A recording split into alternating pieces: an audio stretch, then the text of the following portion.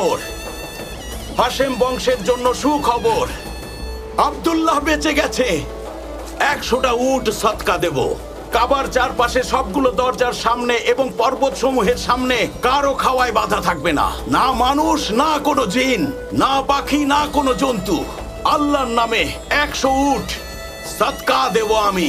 তোমার উন্নতি হোক আব্দুল মুত্তালিব। আব্দুল্লাহর উপর রহমত আছে, তার উপর আল্লাহর রহমত আছে। এটা আল্লাহরই উপহার। আল্লাহর নির্দেশেই আমি গরিব ধনী সকলকেই এই আহার করাচ্ছি। গরিব হোক আর ধনী, অথবা হোক কোনো পথিক। উপস্থিত কুরাইশগণ, উপস্থিত হাশেমের বংশ, আমি আমার পুত্র আব্দুল্লাহকে বিয়ে করাবো ওয়াহাবের কন্যা আমিনার সাথে। কাজ শেষ হলেই আমি রওনা দেব আরবের কাবার দিকে, এবং আরবের ওই কাবাকে আমি একেবারে ধ্বংস করে দেব, যেন ওরা আর সেখানে তীর্থে না যেতে পারে। তারপর আমি তীর্থযাত্রীদের আদেশ দেব যাতে নাজরানের শহীদদের স্মরণে তৈরি গির্জায় যেতে। প্রয়োজন হলে আমি বাধ্য করব ওদেরকে।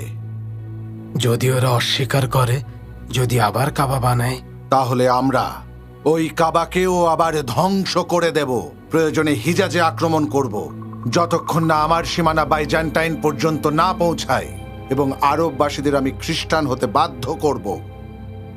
বাইজেন্টাইন? সেটা তো বুঝলাম না। তুমি জানো না বাইজান্টাইনে কি হয়? বাইজান্টাইনের রাজারা চায় যে তাদের আশেপাশের সব, বিশেষ করে মধ্যপ্রদেশের সবাই খ্রিস্টান ধর্ম গ্রহণ করুক, আর এভাবেই হিন্দুস্তান নিরাপদ হয়ে যাবে পার্সিয়ান আর আরবীয় সমুদ্র এবং ভূমি থেকে। যদি একবার এটা হয়ে যায়, তাহলে হিন্দুস্তান আর চায়নাতে সওদা করতে আর কেউ বাধা দিতে পারবে না আমাদেরকে। সিল্ক, মশলা, হাতির দাঁত, লোবান সবকিছুই একদম হাতের মুঠোয় চলে আসবে। রাজা এটাই চায়। আমি তার স্বপ্ন আমার হাতেই পূরণ করতে চাই। এটাই এখন আমার জীবনের একমাত্র উদ্দেশ্য।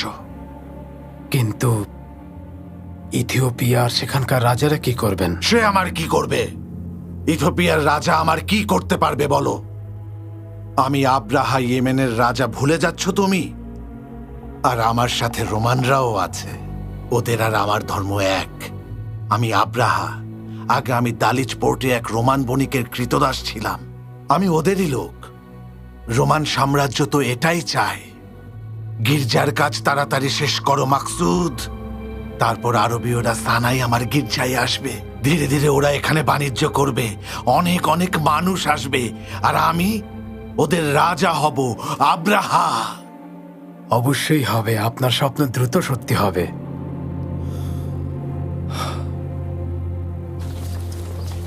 হে কুরাইশগণ, আপনারা সবাই এই মক্কার দায়িত্বে আছেন। আমরা সবাই কুশাই আর লুইয়ের বংশধর। আমাদের পিতা গত হয়েছেন। পিতা হাশেমকে গাজ্জায় দাফন করা হয়েছে, আর আবু মুত্তালেব ইয়েমেনে দাফন হয়েছে, আর নাফাল ইরাকে মৃত্যুবরণ করেছেন, আর আব্দুস শামস দাফন হয়েছেন কাবার পূর্ব দিকে। আমাদের শেষ পরিণতিও যেন এমন হয় আব্দুল মুত্তালিব। আমরা কাবাকে মানি। আর আপনি আমাদের সর্দার আব্দুল মুত্তালিব। সবার ভালো হোক। এখানে আসা তীর্থযাত্রীদের খাবার ও পানি দেয়া এবং এখানকার মানুষদের অধিকার রক্ষা করা, সবার হক আদায় করা, এটাই আমাদের দায়িত্ব।